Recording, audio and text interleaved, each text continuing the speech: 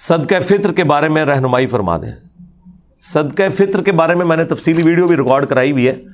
دیکھیں یہ ایک سا آپ نے دینا ہوتا ہے اناج. صدقہ فطر بخاری مسلم میں آیا ہے کہ نبی علیہ السلام نے صدقہ فطر ایک سا مقرر کیا تھا. اناج جو کی شکل میں، گندم کی شکل میں، کھجور کی شکل میں، پنیر کی شکل میں، کشمش کی شکل میں، یہ ساری چیزیں بخاری مسلم میں آئی ہیں. اور ہر بڑے چھوٹے ایون ایک دن کے بچے کی طرف سے بھی، خواہ غلام ہے یا آزاد ہے، مرد ہے، عورت ہے، بوڑھا ہے، بچہ ہے، وہ اس نے ادا کرنا ہے ایک سا. یہ نبی علیہ السلام نے اسے مشروع فرمایا. اور ابو داؤد کے اندر حدیث موجود ہے کہ نبی علیہ السلام نے جو روزہ دار کے روزے میں جو کمزوریاں رہ جاتی ہیں نا، کبھی فوش گوئی ہو گئی، کوئی اور گناہ کا کام ہو گیا، اس کی کمپنسیشن کے لیے مشروع فرمایا اسے کہ ہر شخص نے یہ ادا کرنا ہے. اور صحابہ کرام اسے عید سے پہلے پہلے ادا کرتے تھے، اور پریفریبل یہ کہ بالکل آخری دنوں میں آپ اسے ادا کریں. اب اس حدیث کی طرف آئیں جو بخاری مسلم میں موجود ہے کہ وہ سا کیا ہے. سا ایک پیمانہ تھا میئرمنٹ کا نبی علیہ السلام کے مبارک زمانے کے اندر. ایک سا کے اندر 4 مد ہوا کرتے تھے. جس طرح ہمارے زمانے میں 1 کلو گرام کے اندر 4 پاؤ ہوتے ہیں. 1 کلو گرام ہم کتنا لیتے ہیں؟ 1000 گرام. اور 1 پاؤ کتنا ہے؟ 250 گرام. 250 والے 4 ہوں تو 1 کلو گرام بن جاتا ہے. بالکل اس طریقے سے اس زمانے میں 4 مد مل کر ایک سا بنایا کرتے تھے. اور یہ میئرمنٹ تولنے کے اعتبار سے نہیں ہوتی تھی، ماپنے کے اعتبار سے ہوتی تھی. یعنی گڈویاں بنی ہوئی تھیں. جس طرح ہم بھی بچپن میں کبھی محلے میں وہ بیر بیچنے آتا تھا تو وہ گڈویاں بھر کے نا وہ دیتے ہوتے تھے. آج کل تو تول کے ہوتے ہیں نا، گڈویوں کے ذریعے ہوتے تھے. ابھی بھی گڈویوں والا ہے ماپنے والا. دودھ کے کیس میں 1 لیٹر کا ہم نے پیمانہ رکھا ہوا ہے. 1 لیٹر کے اندر 1000 ملی لیٹر ہوتے ہیں. لیکن ہم غلط العام میں پتہ اسے کیا کہتے ہیں؟ 1 کلو دودھ دے دو. حالانکہ اگر آپ 1 کلو دودھ لے رہے ہیں تو وہ 1 لیٹر دودھ سے کم ہوگا، کیونکہ دودھ کا وزن پانی سے زیادہ ہوتا ہے. ہاں 1 کلو گرام پانی اور 1 لیٹر پانی یہ اپنے وزن میں برابر ہوں گے، کیونکہ وہ 1 لیٹر پیمانہ رکھے یہ گیا ہے کہ سٹینڈرڈ پانی کو مانا گیا ہے کہ پانی کا جو وزن ہے نا 1 کلو گرام جو ہو، وہ پانی جتنا والیوم گھیرتا ہے، جتنی جگہ گھیرتا ہے، اسے 1 لیٹر قرار دے دیا گیا اور وہ پیمانہ بن گیا اس کا. لیکن دودھ تو پانی سے تھوڑا وزنی ہوتا ہے. تو دودھ اگر آپ 1 کلو گرام لیتے ہیں نا، 1 کلو گرام دودھ، تو وہ آپ کو 1 لیٹر پانی یا 1 لیٹر جو دودھ ہونا چاہیے تھا اس سے کم پڑے گا، کیونکہ اس کا وزن زیادہ ہے، وہ پہلے ہی پورا ہو جائے گا. ٹھیک ہو گیا؟ یہ میں نے آپ کو کلیریفائی کر دیا. اچھا اب آ جائیں اس طرف. تو اب عرب ملکوں کے اندر تو یہ آج ظاہر ہے وہ عرب کے لوگ پھر اپنی اس ڈکشنری کو ٹرانسفر کر کے باقی لوگوں کو بتاتے ہیں. یہ پیمانے تو ان کے تھے. تو اس میں جو سعودی عرب کی فتویٰ کمیٹی ہے نا، اس نے باقاعدہ اس کی کیلکولیشن کی ہے 2600 گرام. یہ فتویٰ کمیٹی نے جو ڈاکومنٹ نکالا نا، ویسے تو اگر یہ پورا 2500 گرام ہوتا تو ہم کہہ دیتے 2.5 کلو، لیکن انہوں نے نکالا ہے اس کا 2600 گرام، یعنی 2.5 کلو کے اوپر 100 گرام. ایک کیلکولیشن یہ چل رہی ہے. ایک اور کیلکولیشن ہے جس میں ذرا پرانے زمانے کی ہے، وہ کنورژن کرتے ہیں نا، 2750 گرام بن رہا ہے، یعنی 2.25 کلو. اور ایک تیسری کیلکولیشن میں 2400 گرام بن رہا ہے، جس میں 1 مد 600 گرام کے برابر ہے، تو وہ 4 مد ایک ساتھ مل کے 2400. تو یہ 3 یعنی چل رہے ہیں 2400 گرام، 2600 گرام، 2700 50 گرام. یہ 2750 جو ہے یہ سیف سائڈ کے اوپر ہے, یہ 3.25 کلو ہے. ٹھیک ہے, تو 2750 گرام یعنی کہ 3.25 کلو یہ اپروپریٹ ہے. ایک سا 2750 گرام 3.25 کلو. اور اگر زیادہ احتیاط آپ نے کرنی ہے راؤنڈ آف کر لیں, 3 کلو ہی دے دیں. 3 کلو کھجور بھی دے سکتے ہیں, ظاہر ہے وہ تو مہنگی پڑے گی, 600 روپے کلو کھجور آلموسٹ ہے 1800. آٹا کتنا کلو چل رہا ہے جی؟ 150. تو اگر آٹا لیں گے 300 تو 450 روپے بن جائے گا. ٹھیک ہے, کشمش لیں گے تو ہزاروں میں بنے گی, پنیر لیں گے ہزاروں میں بنے گی. اچھا یہ سب پھر وہ آپ نے 3.25 کلو یا 3 کلو سب کے لیے وزن ایک ہی ہے, ایک سا, کیونکہ بخاری مسلم میں ہے کہ ایک سا دیتے تھے اناج, اور پھر ساتھ یہ ہے کشمش, پنیر, کھجور, گندم, جو اناج ہے وہ سارے کا سارا اس میں آتا ہے. وزن وہی رہے گا 3.25 کلو یا راؤنڈ آف کر کے 3 کلو. اور یہ جو میں آپ کو یہ فگر بتا رہا ہوں یہ سنی اور شیعہ کے ہاں کامن ہے. ہاں مسلم شریف میں آتا ہے کہ حضرت معاویہ رضی اللہ تعالیٰ عنہ نے جہاں اور کئی معاملات کے اندر سنت میں اپنی رائے کو داخل کیا, اس میں بھی داخل کر دیا تھا. انہوں نے کہا تھا کہ جی ہمارے والی جو گندم ہے وہ اعلیٰ کوالٹی کی ہے, لہٰذا ہم آدھی گندم دیا کریں گے.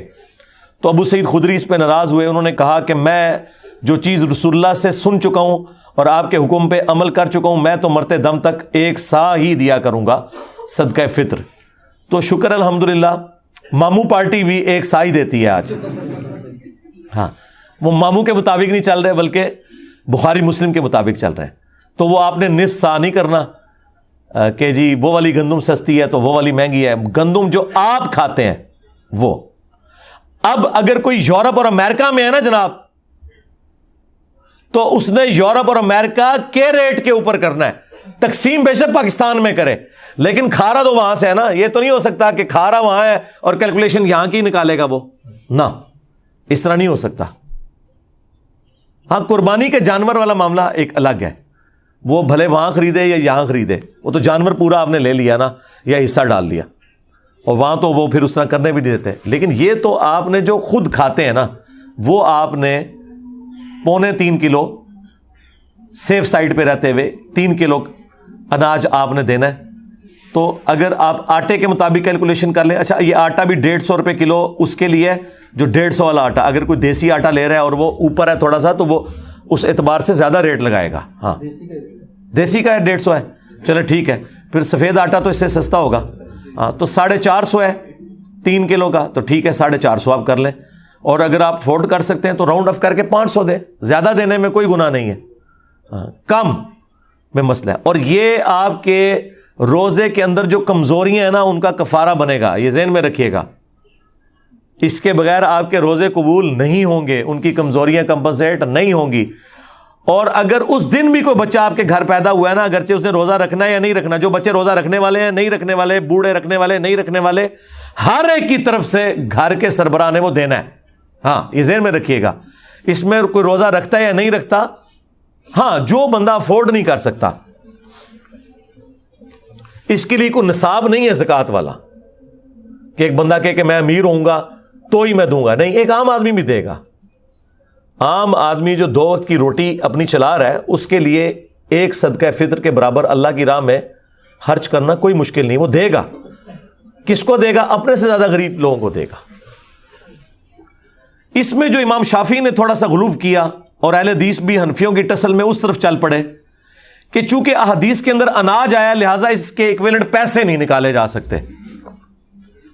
آپ کو پتا ہے یہ بات, اہل حدیث کہتے ہیں کہ اگر کسی نے 2.5 کلو یا 3.25 یا 3 کلو اناج کے پیسے دے دیے تو اس کا صدقہ فطر ادا نہیں ہوگا.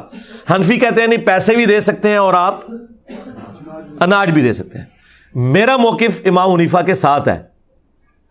یہ جو اہل حدیث نے مسئلہ کھڑا کیا اور امام شافعی سے مستعار لیا حنفیوں کی ٹسل میں, یہ بالکل باطل ہے. مجھے بتائیں اب جتنی آبادی ہو چکی ہوئی ہے, اگر آپ اسے راشن میں ٹرانسلیٹ کرنا شروع کر دیں پھر تو مدرسوں اور مسجدوں کے باہر لا کے بڑی بڑے ٹرک اور کنٹینر کھڑے کرنے پڑیں گے. یہ پاسبل ہے آج کے دور کے اندر. اور پھر جن مولویوں کو آپ مسجد میں جاتے ہوئے پیسے دے رہے ہیں ان سے پوچھیں کہ یار تم نے اتنا جو اکٹھا کیا ہے پیسہ، بعد میں راشن لیتے ہو پھر اس کا؟ ہو سکتا ہے آپ کو کہہ دیں ہم لیتے ہیں، لیکن لیتے کوئی نہیں ہوں گے. کون لے گا یار؟ لاکھوں روپے کے تو انہیں بڑے بڑے کنٹینر گندم کے اور وہ آٹے کے لینے پڑیں گے اور بوریاں، پھر اس کو تقسیم کرنے کا تکلف کون اٹھائے گا؟ اور یہ آٹا اتنا نہیں ہے کہ یہ خود کھا لیں، کتنا کھائیں گے؟ یہ تو سینکڑوں سال تک کھاتے رہے تو جتنا انہوں نے اکٹھا کیا ختم نہیں ہونا. اور بس وہ پیسے لگا رہے ہیں اپنی گاڑیوں کے پیٹرول کے اوپر اور اپنے گھر کے بجلی کے بلوں کے اوپر. تسی خوش ہو، صدقہ فطر ادا کرتا ہے، تسی ہوندے رہو خوش. تو یہ باطل مسئلہ ہے، اور اس میں میں علمی ان کو اینٹی وینم اور الزامی جواب دیتا ہوں کہ زکوٰۃ جو ہے وہ آپ کی دولت کا 40واں حصہ ہوتا ہے. آپ نے ہر سال نکالنی ہے 2.5%.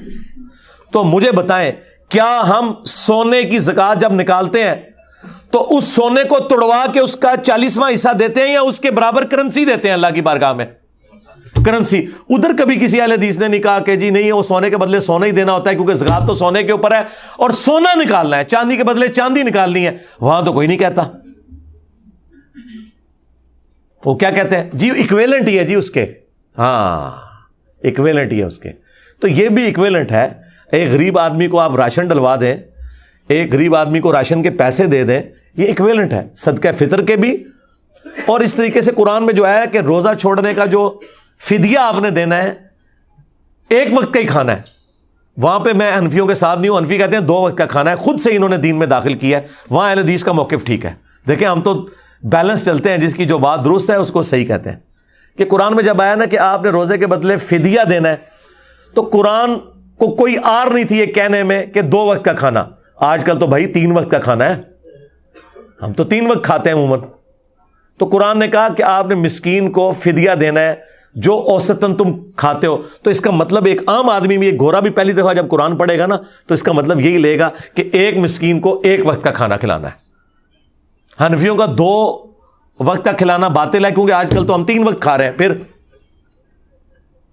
ہر زمانے کا، ہر علاقے کا اپنا کلچر ہے. وہ بات ٹھیک ہے کہ ایک کھانے کے ایکویلنٹ، خواہ اسے کھانا کھلا دیں مسکین کو، خواہ اسے اتنی رقم دے دیں. اور یہی موقف تمام کفاروں کے لیے ہے. وہ 60 مسکینوں والا ہو، خواہ وہ 1 مسکین والا ہو، سب کا ایکویلنٹ یہ ہے کہ آپ پیسے بھی دے سکتے ہیں اور کھلا بھی سکتے ہیں. یہ آپ کی مرضی ہے. یہ اس کے اندر ٹالرنس موجود ہے. لہٰذا میں صدقہ فطر کے حوالے سے بالکل کلیئر ہوں. اگر آپ پیسے بھی دیتے ہیں کوئی ایشو نہیں ہے. اور جو لوگ زیادہ افورڈ کر سکتے ہیں وہ 3 کلو یا 3.25 کلو کشمش کی رقم کیلکولیٹ کریں. اب مجھے تو اس کی قیمت پتہ ہی نہیں کہ اس وقت کیا ہوگی، کیونکہ ہم تو اس طرح یہ کوئی آئٹم نہیں ہے، یہ تو چھٹانک برابر لیا جاتا ہے، اتنا مہنگا ہے. تو وہ ہزاروں میں بن رہا ہوگا. پنیر، چلے پنیر کی تو ہم کیلکولیشن کسی حد تک کر سکتے ہیں اس اعتبار سے کہ دیسی گھی کا کیا ریٹ چل رہا ہے جی آج کل؟ 3000 روپے کلو. تو 9000 روپیہ ہوگا اگر آپ دیسی گھی بھی دے سکتے ہیں. یہ بھی وہ ساری مصنوعات ہیں جو آپ کے کامن یوز میں. تو کسی کو زیادہ شوق ہے خرچ کرنے کا اور اسی مد میں، تو 9000 روپیہ ایک گھر کے فرد کی طرف سے بے شک دے. 3 کلو دیسی گھی، جو چیزیں آپ کے کھانے کے یوز میں ہیں، اناج کی شکل میں ہو، کیونکہ وہاں پنیر آیا تھا نا، تو وہ آپ دے سکتے ہیں. وہ آپ کی مرضی، جس طریقے سے آپ مرضی کریں. وہ اللہ تعالیٰ نے آپ کو ٹالرنس دی ہوئی ہے. لیکن بہتر یہی ہے کہ آپ وہی چیزیں جو احادیث کے اندر آئی ہیں، جو کشمش، پنیر، گندم اور اسی کی فارم آٹا، کھجور، یہ آپ دے سکتے ہیں. کھجور کی کیلکولیشن چلے آسان ہے. جو اچھی والی تھوڑی سی نارمل کھجور ہے وہ 600 روپے کلو ہے، تو 1800 بن گیا. چلے 2000 روپے آپ فیکس دے دیں. ضروری ہے آپ نے 500 دینا، 2000 بھی دیں فیکس. اور ہر گھر کے ہر فرد کی طرف سے آپ نے دینا ہے. جو بیچارے افورڈ نہیں کر سکتے وہ نہ دیں، وہ لے لیں. ہاں ظاہر ہے اللہ تعالیٰ نے بیلنس کیا نا. زکوٰۃ دینے والے جبھی اپنی زکوٰۃ دیں گے جب کوئی لینے والا بھی موجود ہوگا. ہاں تو وہ لے لیں اگر نہیں دے سکتے. لیکن اگر وہ افورڈ کر سکتے ہیں تو وہ اپنے سے غریب لوگوں کو دیکھیں. دنیا میں ہر غریب آدمی سے نیچے بھی کوئی غریب آدمی موجود ہوتا ہے، صرف آپ کو نظر نہیں آ رہا ہوتا کیونکہ آپ نے چشمہ اپنا لگایا ہوا ہوتا ہے. اس لیے مسلم شریف میں حدیث ہے، نبی علیہ السلام نے فرمایا ہمیشہ اپنے سے نیچے والے لوگوں کو دیکھو، یوں تمہیں اللہ کی نعمتوں کے اوپر قناعت نصیب ہوگی، صبر آ جائے گا. اوپر نہ دیکھو, اوپر کا تو اینڈ ہی کوئی نہیں ہے. اچھا اوپر جہاں دیکھنا چاہیے وہاں اوپر دیکھتے ہی کوئی نہیں, اور وہ ہے آخرت کے معاملے میں. ادھر کہتے ہیں بڑے گناہگار ہیں جی, کتنے نبی صلی اللہ علیہ وسلم انہوں نے صحابہ, ٹھیک ہے, یعنی وہ یہ کہہ رہے تھے ابو جہل پڑھنا جائے, سانو یہ نہ کہو کہ ابو بکر عمر عثمان و علی کے راستے پہ چلے. جہاں ہمیں کوشش کرنی چاہیے اعلیٰ درجے کی کہ ہم پیغمبروں کا پڑوس جنت میں حاصل کریں, وہاں کہتے ہیں سیدھے بڑے گناہگار ہیں, اور دنیاوی معاملات میں دوسری طرف چل پڑتے ہیں. یہ انسان اپنے آپ کو دھوکہ دے رہا ہوتا ہے, اس سے زیادہ کچھ نہیں ہے. اور نبی علیہ السلام نے بالکل اپوزٹ اس کے تعلیمات دی ہیں. بخاری مسلم میں حدیث ہے, اے اللہ محمد اور آل محمد کو بس اتنا ہی رزق دینا کہ ان کی روح اور جسم کا رشتہ برقرار رہے, بس سانسیں میری چلتی رہیں, اتنا رزق کافی ہے. ہاں, بخاری مسلم دونوں میں حدیث ہے. عائشہ سلام اللہ علیہا کہتی ہیں کہ بعض اوقات 1 مہینہ, بعض اوقات 2-3 مہینے بھی گزر جاتے تھے, ہمارے گھر چولہا نہیں جلتا تھا, 2 کالی چیزوں کھجور اور پانی کے اوپر گزارا ہوتا تھا, اور وہ بھی ٹنوں ٹن نہیں, 2 کھجوریں صبح 2 شام کے وقت, یہ ٹوٹل خوراک تھی. اور ایک میٹھا پانی کا پیالہ جو اس زمانے میں کئی میلوں سے پیدل بھر کے لانا پڑتا تھا, تکلیف دہ کام تھا, اس لیے پانی بھی کوئی تھوک کے صاف سے نہیں تھا جو آج آپ ٹوٹیاں کھول دیتے ہیں.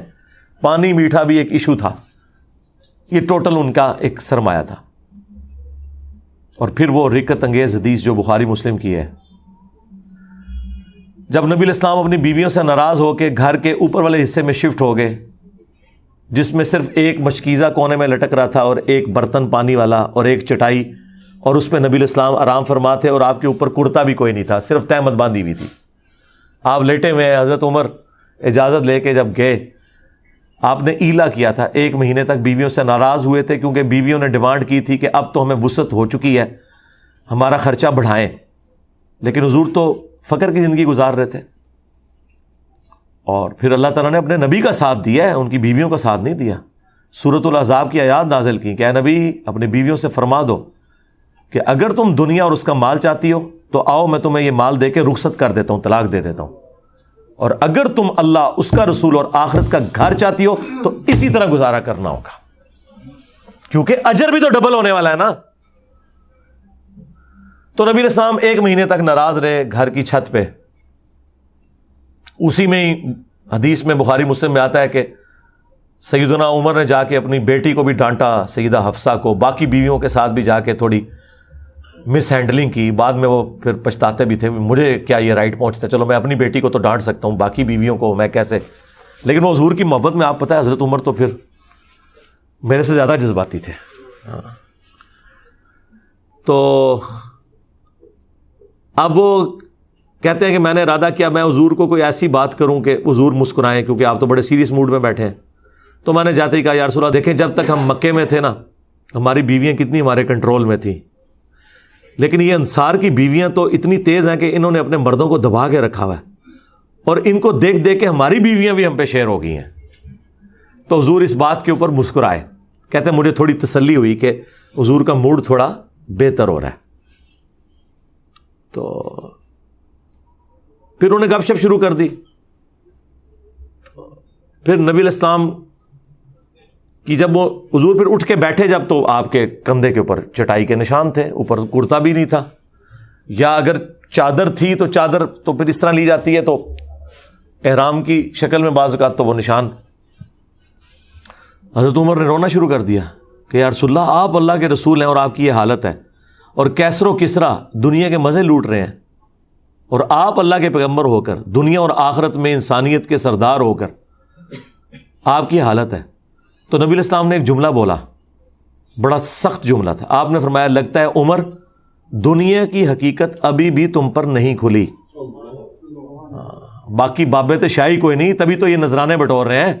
حضرت عمر پہ تو پھر بھی کھل گئی یہ جملہ سن کے, ان پہ آج تک نہیں کھلی. آج تک آپ کے چندے بٹور رہے ہیں, آپ کے چندوں کے اوپر عیاشیاں کر رہے ہیں, اور آپ کہتے ہیں ہمیں کچھ دیں گے, آپ ان کا چندہ بند کریں گے روڈوں پہ آ جائیں گے. ہاں وہ کہنے سے نا بابا جی کے لوہر ایک بابا پال رہے ہیں, میں کہ بابے کا چندہ آج بند کرو, انہاں مزاراں تے کتے پھرن گے, صفائی کرنے والا بھی نہیں تانوں لبے گا. ہاں لنگر کھوانا تو دور دی گل, کتے پھرن گے اتنے. نبی علیہ السلام نے فرمایا لگتا ہے عمر ابھی بھی دنیا کی حقیقت تم پر نہیں کھلی, کیا تم اس بات پہ راضی نہیں ہو کہ کیسر و کسرا یعنی رومنز اور پرشینز کے بادشاہ دنیا کے مزے لوٹیں اور ہم آخرت کی سعادت لوٹیں. سرکار یہ جملے پھر حضرت عمر نے ایسے پلے باندھے ہیں کہ اپنے دور خلافت میں نہ حرام کھایا ہے نہ کسی کو کھانے دیا ہے, ہاں ٹنڈ کے رکھا ہے. اسی لیے حضرت عمر کی وفات کے بعد فتنے شروع ہیں. انہوں نے بنو امیہ کو چھپانے کے لیے کہا کہ حضرت عثمان کی وفات فتنوں کا آغاز ہے. نہیں, حضرت عمر کی شہادت. بخاری مسلم میں حدیث ہے, میری امت اور فتنوں کے درمیان دروازہ عمر ہے, جب یہ دروازہ توڑ دیا جائے گا تو امت پہ فتنے شروع ہو جائیں گے. اور وہ فتنہ یہ تھا کہ حضرت عمر کی 0 ٹالرنس تھی, یعنی کہ مجھ سے زیادہ سخت تھے وہ, نہ حرام کھاتے تھے نہ کھانے دیتے تھے, 0 ٹالرنس تھی. مینجمنٹ بڑی اسٹرانگ تھی. حضرت عمر کی شہادت کے بعد وہ معاملات اس طریقے سے strictly managerial point of view سے نہیں چل سکے. اس لیے حضور نے فرمایا تھا کہ میری امت اور فتنوں کے درمیان دروازہ عمر ہے. اور حضرت عمر نے خود کہا کہ وہ فتنہ جو سمندر کی موجوں کی طرح اس امت پہ آئے گا وہ حضرت عمر خود تھے. ان کی وفات کا ہونا, ان کی شہادت کا ہونا. اور بخاری مسلم میں الفاظ ہیں, حذیفہ بن یمان رازدار رسول یہ حدیث بیان کر رہے ہیں کہ وہ دروازہ توڑا جائے گا, کھولا نہیں جائے گا, یعنی حضرت عمر کو قتل کیا جائے گا. اور میرے نزدیک تو حضرت عمر کے قاتلین بھی بنو امیہ ہیں, اس کے بینیفیشری بھی, اور ان کو لانچ کرنے والے بھی یہ بنو امیہ ہی ہیں. یہ الگ سے ایک ٹاپک ہے. صلو علی محمد وآل محمد, اللہم صلی علی محمد وعلی آل محمد واصحاب محمد وازواج محمد اجمعین الی یوم الدین.